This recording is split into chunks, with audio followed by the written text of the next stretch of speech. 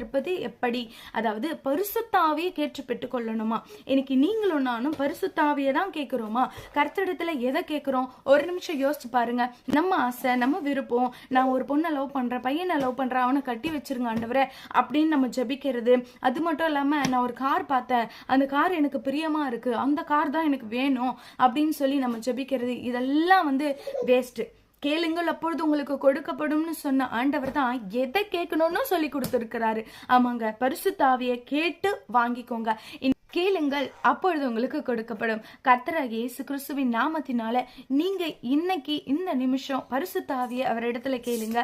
அவர் உங்களுக்கு பரிசுத்த ஆவியை கொடுத்து எந்த காரியத்தை எப்ப செய்யணும், யார்கிட்ட பேசணும், எப்படி பேசணும், எங்க போகணும், போகக்கூடாது, என்ன செய்யணும், செய்யக்கூடாது அப்படின்ற ஒரு நல்ல ஞானத்தையும் அறிவையும் ஆவியானவர் உங்களுக்கு சொல்லி தருவாரு.